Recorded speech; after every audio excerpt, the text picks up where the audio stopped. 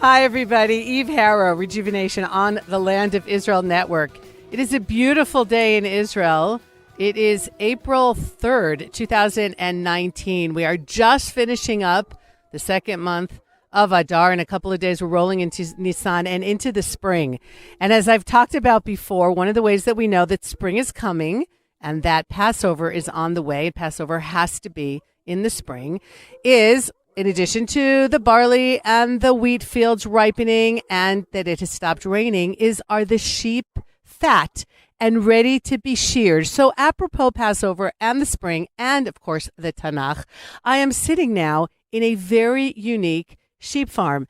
I'm sitting with Jenna on the Etam Hill just outside of Efrat and looking at 4 to 6 horned sheep. Beautiful, beautiful Jacob's sheep. So first of all, Jenna, thank you so much for taking the time to sit with me today. Thank you so much, Eve, for having me. So how did a nice lady like you end up here? What is your story? And then we'll talk a little bit about the sheep. I wouldn't want to take any credit for how I landed up here because I believe 100% that I landed up here by the hand of God, that Hashem is totally in control of this project. I always say that I'm not very capable, but Hashem always sends the right person and just one person to help me. I'm just willing and able to do the project because of Hashem's blessing. Okay, so where did he find you in order to bring you here to do this project? It all started 4 years ago when I lived in British Columbia in Canada. And on a late sunny afternoon, a friend of mine whose mother was in charge of a zoo in Canada needed to send the Jacob sheep flock of the zoo to the butcher and to auction. She wasn't sure if it would be auction or butcher, but they were deciding this at the time. Well, that's a big difference because auction is one thing, butcher is on a plate with ketchup. Okay, yeah, go on. But either way, eventually, even at auction, the butchers are there. Right. So, in a whim, I said yes to 4 Jacob sheep and received them the same night on a truck without telling my husband at the time. And so you can imagine his face when he came home. And in our back garden was 4 Jacob sheep. All right. So what are Jacob's sheep and how come this is such an unusual thing? Jacob sheep is mentioned in the book of Genesis 30 and 31 when Jacob earns them as wages from his uncle Laban. And what makes them very special is they're spotted, they're speckled, they've got knee bands, they've got 4 to 6 horns, and they're very, very cute. So we know for a fact that these are the sheep that were talked about in the Bible about 3,500 years ago? Yes, I fought for about a year for the rights of Jacob's sheep to return to Israel because there was no protocol between Canada and Israel. And they actually were given on the law of return to return back to Israel. Wait, the same law that allows anybody with a Jewish grandparent to move to Israel, what we call the law of return, is how you got these sheep back in here? They have a Jewish great grandparents, sheep-wise? Yes, we are the animal version of it. We argued with the agricultural ministry that the Jacob sheep should return home after 2,000 years of their diaspora because it's the right thing to do ecologically and also religiously. It's a Jewish cultural heritage item and we have to preserve it for our grandchildren. Wow. So I remember reading about this and about you a few years ago and about the whole battle and how you were going to come here. And then just to fill in the gaps for my listeners who are wondering if I've totally lost it, or probably not because they've heard other offbeat shows in the past few years.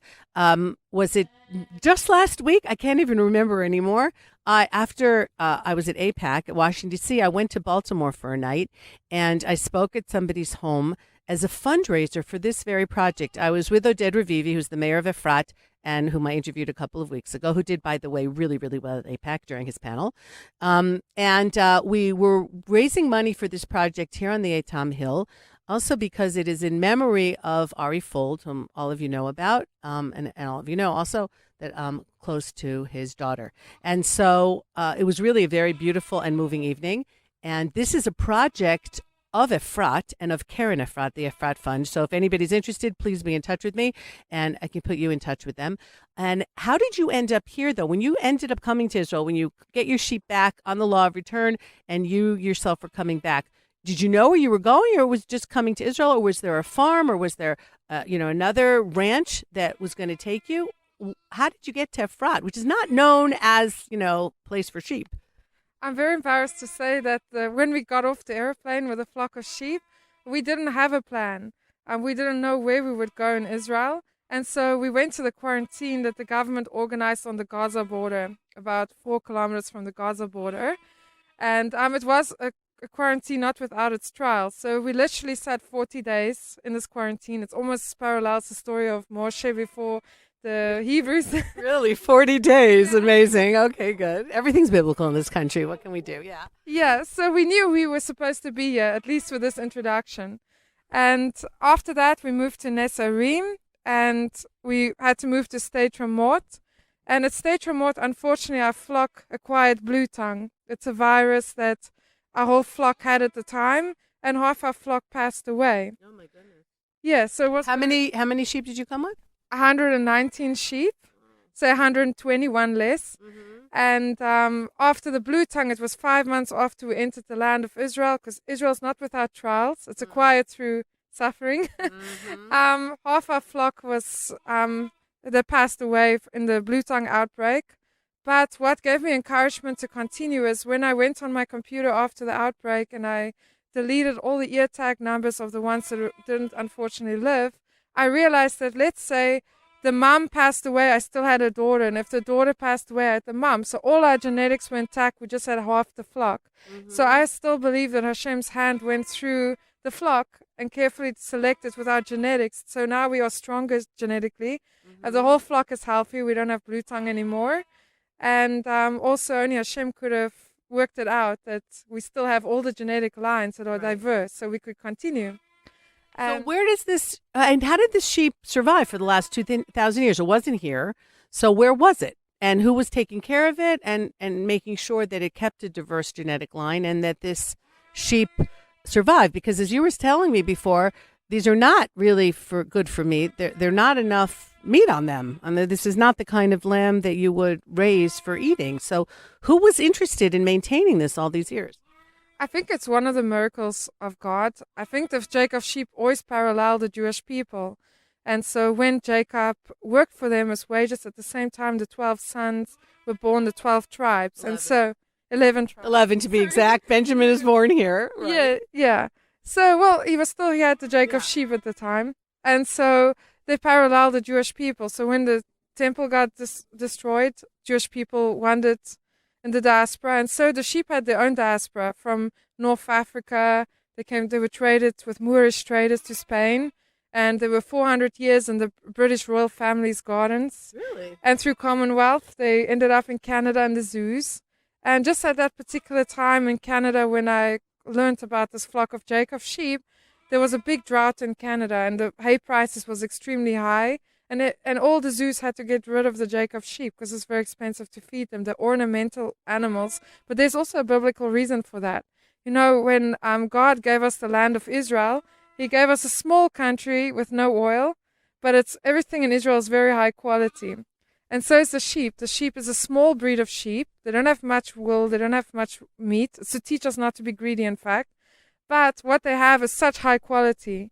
The wool is very high quality. The milk is, and they're lean. Their body's lean and healthy meat to eat, even though I've never eaten a Jacob sheep myself. Other people that have told and mentioned this to me. So it's healthy meat to eat. And so only Hashem could have.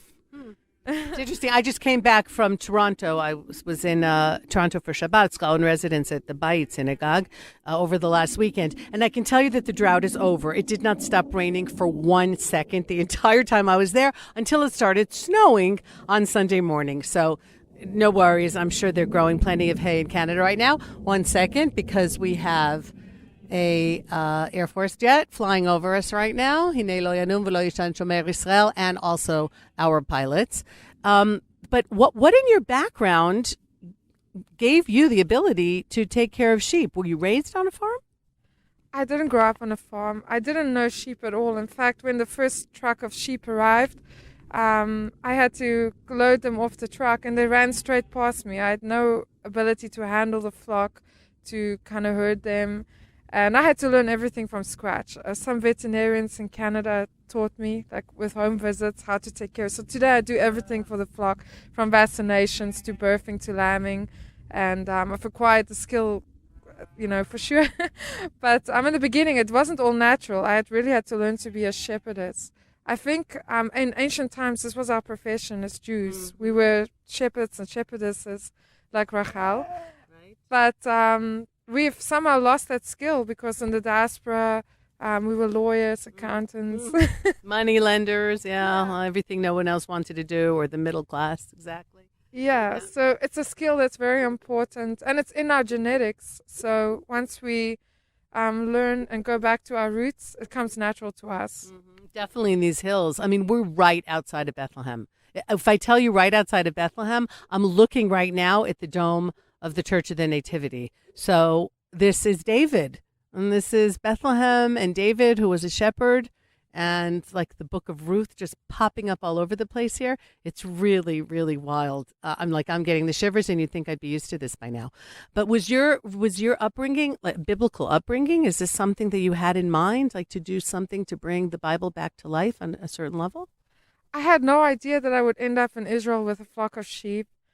I wouldn't have believed somebody if they even told me. My first time that I came for a gap year to Israel with on a Masa program, I volunteered at the Israeli Ministry of Foreign Affairs.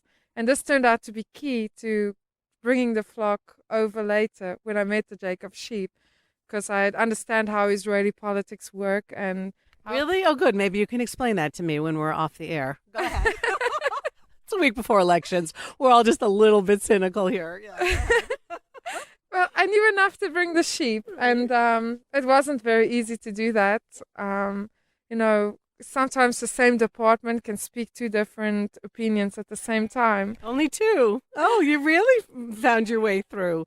Okay. You know what? We could say that the bureaucracy is Byzantine. So maybe it's Christian bureaucracy. Let's give ourselves a little bit credit. I wonder where that expression comes from. I'm going to have to look that up later. Anyway, so you made your way through, and this was enough. But really, this kind of just like one step after the other just kind of fell on you, this whole thing. Yes, there was a lot of times that I felt like quitting, but I learned this saying that in Israel you can choose either to be a warrior with an O, so you can worry about all the uncertainties that the land presents and the challenges, or you can choose to be a warrior with an A. And so once I made this mindset change, Israeli bureaucracy even became easier, and living day to day in Israel became very enjoyable for me, and I feel it's all natural for us Jews to live here. And the sheep love Israel. We once joked when we were angry about something that didn't go according to plan with the flock, and we said we're going to take the sheep back to Canada, but the sheep strongly disagreed. And sheep are not known for having strong opinions, or actually for even being anything but fairly mild-mannered. So let's get back. So you're in State Trumot. You've lost half your flock to blue tongue. And how do you end up here? So State Trumot, by the way, is up north, like in the Beit Shan area, a little bit south of the Kinneret, of the Sea of Galilee, in an area that I suppose has more sheep than we do here. Lots of kibbutzim and lots of agriculture there as well. And lots of water. Okay. Yes. So we were allowed to move to Ramot Naftali, which is 2 kilometers from Lebanon's border. You can see we were always on the borders, Jordan border, Gaza, Lebanon. And from there, it was just to recover the flock. We stayed like 8 months in Ramot Naftali. And from there, I understood that I need to think of a long-term plan for the sheep and to find out what is Hashem's plan for the sheep in Israel. And so I started to email around Israel and find out exactly biblically where the Jacob sheep belong. And it's a long journey from Gush Etzion's mayor to the Hebrew University to a professor that told me about Migdal Eder, an ancient place where the temple flocks was kept, sort of in this biblical area where we're situated today. That's why our farm is called Migdal Eder. And the translation, Migdal Eder, Migdal is a tower. Like if you know Hebrew, Gadol is something big. And Eder is a flock. So there you go. Yes, when Rachel passed away, it says that Jacob pitched his tent beyond Migdal Eder on his way to Efrat. And so, and also in Micha 4 and 5, it speaks of Migdal Eder. And so I felt that it's a wonderful idea to start a farm called Migdal Eder, but in the geographic place. And so many calls and many people all disagreeing where the area is. Finally, somebody spoke to Oded Revivi, the mayor of Efrat, and he called me the same afternoon and he said, come and see the promised land. And so it was a big balagan, as we say in Israel, because I didn't have a sheep sitter to take care of my flock, but I really needed to see the promised land for the sheep. And so I, on a last minute, found a person willing for one night to take care of the flock, which I trained up in one afternoon. And I drove to Efrat, met the mayor. He showed me this parcel of land that had nothing on it, just rocks. And I said, we'll take it. Without even thinking twice about it. And it would be a year later then that the Jacob sheep would finally move here when the permits opened. Wow. So this is a hill that is slated to be a part of Efrat. We're working through the papers and getting the permission. This is a very, very key hill. Wow, I wish all my listeners were here. We are, let me see if I could put you geographically. We're just south of Jerusalem, a little bit east of Bethlehem. Tekoa and the eastern part of Gush Etzion is further east of here. Herodian, where Herod built a palace and eventually is buried, is also a little to the east of us. And Efrat proper, which is part of Gush Etzion, of the Etzion block, is just to the south. So we're actually in the heart of Judea, really in the heart of ancient Judea. And what you're doing here is also incredibly important. In addition to finding a place for your sheep, it's also incredibly important because as I'm looking around, we're constantly seeing the Arabs encroaching on this area. They are building even on what's called Area C, on land that they are in no way, shape, or form allowed to be building on, even according to the accursed Oslo Accords. Israeli-controlled land. Unfortunately, there aren't enough of the legal or enough will, shall we say, to get them to stop doing that. Maybe after the elections, we'll have a government that's actually going to do something about that.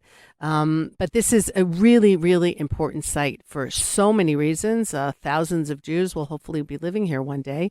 And so you're doing really a mitzvah. I mean, you're doing an absolute great deed in holding the land and really keeping this for the future. Thank you so much. I believe that Jacob sheep are important in the times because the first temple was built in the merit of Abraham, the second in Yitzchak, and the third will be in Jacob's merit. And so I believe we live in the time where the house of Jacob gets restored, and that's why Jacob sheep comes back at this particular time in our history. And whenever you read anything in Ezekiel or Jeremiah about Jewish people returning and the cities in Judea being restored, it always starts with, "O house of Jacob."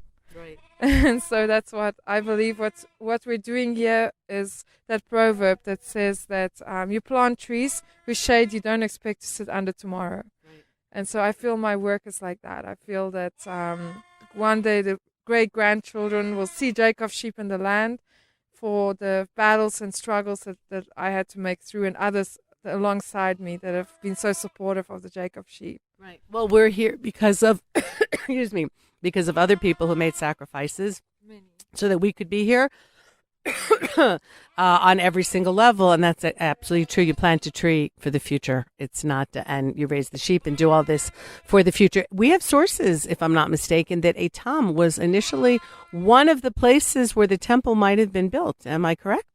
Yes, King David and the prophet Samuel had a disagreement where to build the third temple. And I think King David initially wanted to build the third temple here on the Etam Hill. The first temple, yes, on the Etam Hill. But instead, Mount Moriah was chosen because it's between the shoulders. That's what Moshe said. Okay, so, all right. So we were number 2 choice for the temple, but at least we've got the sheep here now. So how many sheep do you have now? You've been able to reconstitute the flock a little bit since so many of them died out? We have right now on the field 62, but probably by the time the show's airing, we'll have another 3, even by tonight, because I have 3 ewes that are on labor today. And so we're very excited to get these little lambs' boots on the ground or hoofs on the ground. Do you have veterinarians? Do you have vets that come up here? Like maybe somebody's carrying twins? I'm just thinking, the Passover story, we talk about how the women had more than one child in Egypt, which is how we were able to up our numbers so quickly. So do you normally just have one birth? Do you ever have twins?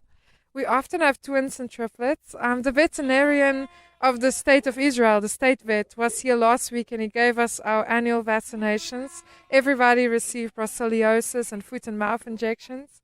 And so the immunity will pass through the milk when the babies are born. So it's really good. And our private veterinarian visits us very, very often, all the time, because we only have one flock of Jacob sheep in Israel and they're endangered. And we have to protect them. So the Ministry of Agriculture regards them very special, and we can't just move to a place. I say we moved here, we moved there. It wasn't without a lot of bureaucracy, and we have to test that the place is disease-free before we come. And what was nice about this Itam Hill is that there hasn't been sheep here for so many hundreds of years. There was a good choice to bring them here. All the grazing fields are no bacteria in the soils or anything that can affect our flock. And they're thriving here. You can see how happy they are. How were they in the winter? It's pretty cold up here. They come from Canada. That's the good news. So they thought to just maybe possibly back in Canada when it snowed. They were really excited. It's the first time in Israel that they saw snow, because it doesn't snow, in the state remote. That's true. Right? And so when they saw the snow in a frat, they felt like they were home. It was like, wow. That's so They wanted to jump out of the barn when they saw the snow. I had to contain everyone. So they have these very unusual horns, and we opened the show with you actually blowing a shofar, and I'm holding it right now, but maybe we'll put up a picture of it, of one of their horns. Is this a traditional sheep that was used for shofar, or because it's not curved? Like very many of us are used to a shofar that has some kind of ripple in it or some kind of curve. And this is straighter. Do we know anything about the history of this being used as a shofar? Well, we would assume that Jacob had good choice in the Jacob sheep, because each one produced 4 shofars, right, minimum to 6. And right. So Jacob must have had a lot of shofars produced from the flock. In ancient times, every part of the sheep was very important, like the skin for parchments, the wool, and for talit, and for prayer shawls, right, and for tzitzit, and the horns for shofars. Every part is very useful. And so we hope one day in Israel, as our flock die naturally, that as they die, we can recreate these ancient garments. And so we did with the shofars. This was really came out of the blue tongue outbreak. Out of everything that's really negative, something positive comes out of it. And so we rediscovered the shofar. Now, the shofar is very difficult to make, the Jacob sheep one. It's not like other horns. And the shofar maker can, if you probably interview him one day, will tell you that it took him much longer than he expected. I dropped off the first few horns, and he told me it's going to be quick. It took a few weeks because one would take him a few hours. And he had the most amount of joy to make these shofars. And he felt that it was really a big blessing, because he'd never touched Jacob sheep horns before. The bone marrow is longer in the bones than other sheep breeds. There's a lot of difference between Jacob sheep and other sheep breeds. One of it, besides the shofars, is that the brains of the Jacob sheep weigh 6% heavier than any breed of sheep in the world. They're smart. They're like dogs. I call them by name and they come. And they also, when we graze them in the field, we often have this problem that we get more exercise than we should, because each one is his own boss. Like in Israeli, each one's a president. And they run in the field on their own direction. And so they don't walk one leader and the flock follows at all. Each one is his own boss, and he's roaming around. And they like to complain. Even if you buy the best grain, and we buy alfalfa, very high quality in Israel, very expensive hay. They can complain when they even see the alfalfa. How do they complain? All right. And by the way, and you're right about when I drove up here, I see 3 rams in the distance, just all running around, some just on their own, just doing their own thing. It was hilarious. But when they fetch, because that would be something you would expect a Jewish sheep to do. So how do they complain to you that they don't like the alfalfa? They'll look at each other and baa excessively. And it's like a choir of baas, even though they just ate more alfalfa than they should, even for their own good, and things like that. So they do like to complain, and they make people laugh when they visit because of these personalities, and each one has some some mission he's on of his own. I haven't stopped smiling since I got here. It's really incredible. They're spotted, right? Well, are they all spotted? What I'm looking at here, some look solid, but maybe I'm just not seeing the spots from this side. There's actually a teaching, and it speaks about the world. Like the world is like on you get like the knee bands of the Jacob sheep. It's like a black spot on the knee. Mm-hmm. And they say this is how we as humans develop. When we're a child, we just like for ourselves, we're still learning what we are in the world. So the beginning with Adam and Eve, it started like that. And it says later on we become speckled, and so the world was speckled. We're part of a community, but to become really, you see the Jacob sheep, they have like blotches where all the spots kind of become into one black area, like the blotches together. This is the messianic time. So that's when people in the community become selfless and more about community and their family and doing good. And less individualized. Your spots are even becoming less individual and merging. Yes. So this is the plan of the world, that one day the world will become blotched. Okay. Well, that's one nice way of putting it. So what are their names? I heard you calling some of them before. David, Jonathan? We have David, we have Jonathan, we have Isaac, we have Kala, we have Ruth, we have Naomi. Ruth and Naomi is actually sisters, and they're never apart. So, and Jonathan and David is like twin brothers, and so they kind of hang out together as well. Like if they go in the field, they walk together, and they always hang out together. And we have Deborah. She's our warrior princess. The Gal Gadot of your flock, huh? The superwoman. Strong you. And we have Kala Lily. And yeah, everybody has Hebrew names here. We have Yarden.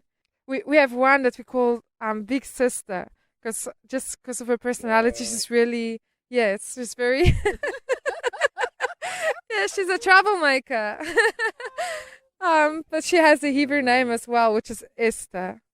You know, but right. Yeah. So as you can see, they all know the sister. So do you milk them? Do you make cheese or anything from the milk products, or there's not enough?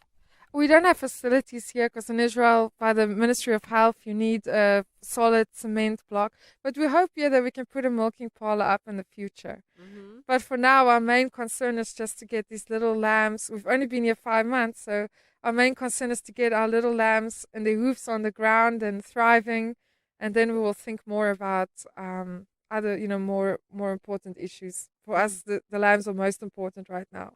Mm-hmm. Wow, this is just an incredible thing. So I want to come out here. I was telling you, I want to come out here on one of the intermediate days of Passover. I actually have a trip around Gush Etzion for One Israel Fund, but the road out here, not great, and especially after all the winter rains. So now I'm really afraid that my bus is not going to be able to make it out here. Who comes out here to visit? Do you have tourism to the place? And how do they get out here? Just in private vehicles? I don't have a 4x4, but I've got like a fake 4x4. I've got a Honda HR-V. So I managed to get out here. But in general, it cannot be easy for people to find you. It's not easy, but nothing in Israel is easy. Right. So there is some people that is very determined to get out here, and they will walk along the road, park their car still, they can't drive, and they will walk. And even if it hails, in like 4 degrees weather with like ice rain. Well, you had a group that did that? Yes, they did it. They were from Burma.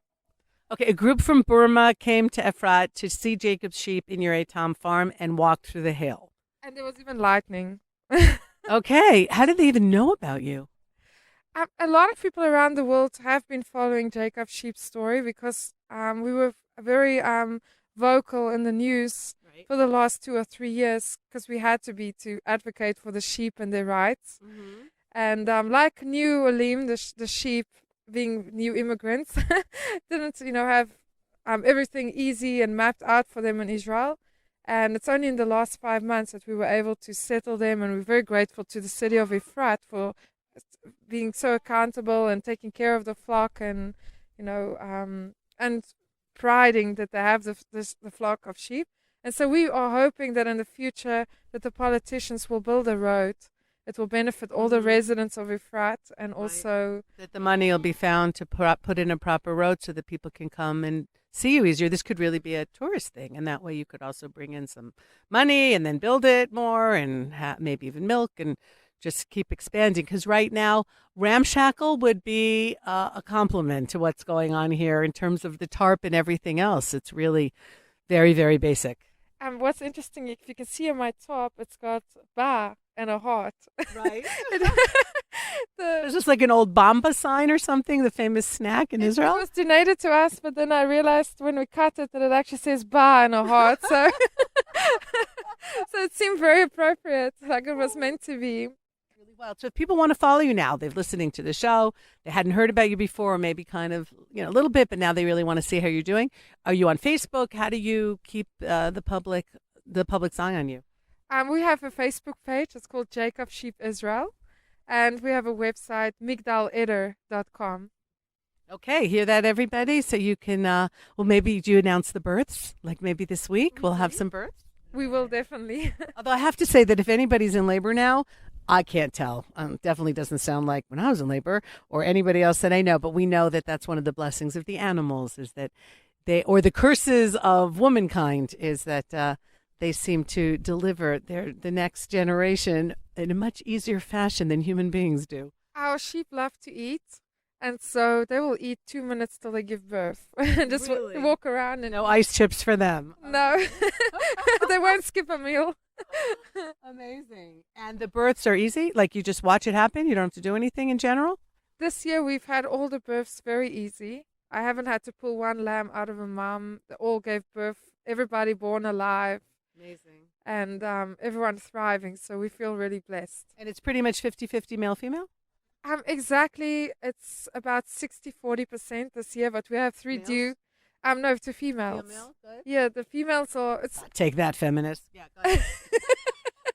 It's could be, it's Ruth's field, as they say, but also King David. So we gotta. Well, in terms of having the babies, you just need a couple guys and the rest female. And then, although, do you like control who mates with whom for genetic purposes, or is just kind of a free for all commune out here?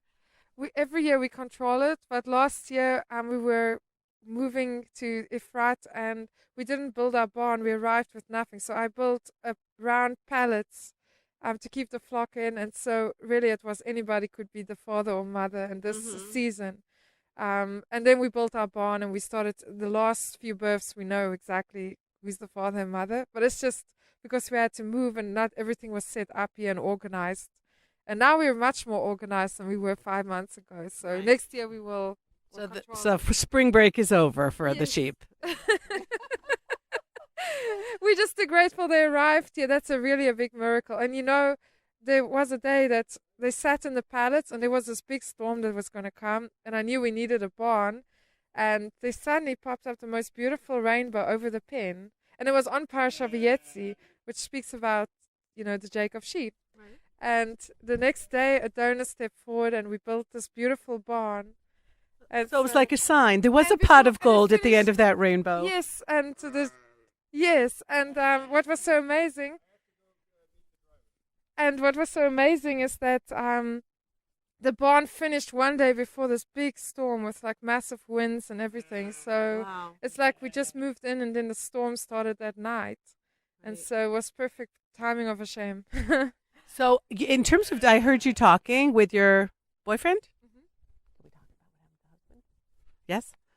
All right, so I heard you talking with your boyfriend a few minutes ago. How does he come into the picture, by the way?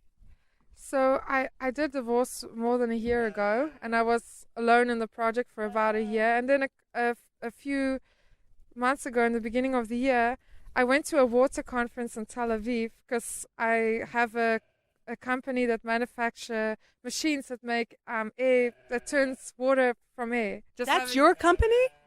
I have one, and we just registered, called Jacob's Well. Oh, okay. Yes, so at the water conference, I met my boyfriend, whose surname is Jacobs. Of course it is. Yeah. So now I have Mr. Jacobs, the Jacob sheep, and Jacob's Well. So it was, picture perfect. Right. So, right, because you chose him because of his name, obviously. But I heard you talking to him before when I first came, and you needed a delivery of something. And there's this crazy story because it was an Israeli Arab that was supposed to deliver it, and he was afraid to come up here? Yes. It's happened a few times, not just with this delivery, but with my water truck and other things, that the village next to me take photographs of people that deliver things for me. The Arab village. You have to cross Yes. through an Arab village, but from Efrat to get to here, you have to pass through a Palestinian Authority Arab village, not an Israeli Arab village.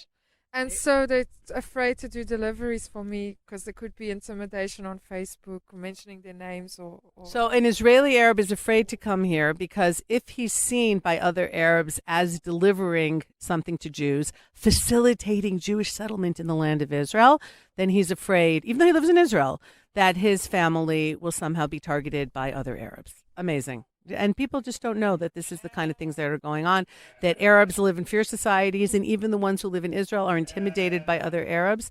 And so much of what happens here and what you read about in the press, except, of course, on the Land of Israel Network, is based on that, is based on people not being able to tell their opinions, not be able to do what they want to do because of fear of repercussions from their own people, having nothing to do with what Israel does. The opposite. I mean, we encourage everybody to get along and to coexist, despite what you're reading, of course. As part of why we enjoy being part of the city of Efrat is the coexistence policy that Mayor Oded Amravivi everyday practice, not just preach. Mm-hmm. And even here on our hill, we have given opportunities to Arab workers to help build our barn and things like that. And I believe in equal opportunities for everyone and coexistence. But it has to be both sides that believe in it. Yes. But The co has to be there. Right. Yes. So from our perspective, I'm completely for coexistence, and that's one of the main reasons why I am very proud to be also part of Efrat with this project. But I would imagine that not too many left-wingers come out here, the so-called coexistence people, to encourage the fact that you're living next to the Arabs. Or am I wrong? Possibly. Oh, yes. And the truth, the truth is not exactly what people think it is. Okay, so can I go and interview some of the sheep? Can we go and say hello? So tell me who's who. Okay, let's ask Rue. Rue? Do we have an identity issue here with Rue? Oh, Ruth, okay. Yes. Where's Ruth? Okay, now, peace. Hello, baby. Want to say hi? It's a mic. It's not a baby. No, This is nothing. Naomi. They're all shy. Grind. Say again, grind. Grind. Grind. Hi. Hey. Grind.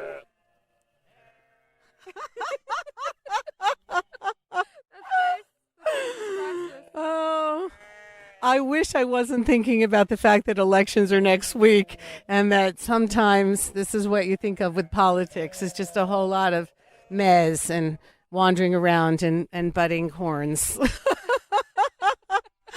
And I wish the politicians were as sweet as these little guys are. They are so cute. Have you sheared them at all? Have you used it at any point? We're waiting for Pesach. It's Then you're going to shear them? Yes. Really? We also have to give the first coat to a Cohen. We have Yeah, to, the same laws apply like with food when you do that, when you shear sheep and you Yes. give the wool to a priest? Yes, it's mentioned in the Torah. So maybe you can help me look for a Cohen. Oh, I can easily find you a Cohen. That's not a problem. I'm the daughter of a Levite, but that won't count. So, no, but that's really not a problem to get a Cohen up here. That'd be great. And then what do you think? They can make it into tzitzit? I have a friend who takes wool and she knows how to spin it into tzitzit. And is that something that you would do? I would love to do it. We just lack some equipment. There's a lady in Efrat actually that can spin, but she needs a spinner and she needs a carding machine. Right. She used to do that and before she made Aliyah, and she doesn't bring her equipment with. So, Well, but all right. One of my good friends, Suri Provisor, is like the queen of all of this. I'm going to talk to her and see if she's got some time to get. And maybe the Tchelet guys, the people that, you have the blue dye that are now also, they need wool all the time to make tzitzit for that. So who knows? Maybe we'll start a whole thing up here. Sounds like a plan. Sounds like a plan. Okay, we always have to keep one step ahead. These guys are so cute. Wow. All right, everybody. Jenna, I'll let you get back to literally taking care of your flock. To feeding the sheep. We wouldn't want them to start complaining and not being hospitable to me because I interrupted lunchtime. So this was great fun. Thank you so much, Jenna, and to all the sheep. And thank you, everybody. Thanks to Ben and to Tabitha. This is Eve Harrow on Rejuvenation for the Land of Israel Network. You can always write to me, eve@thelandofisrael.com. And this was really fun. All my shows are fun. Love interviewing everybody, but this was really, really fun. Take care, everybody. Goodbye for now.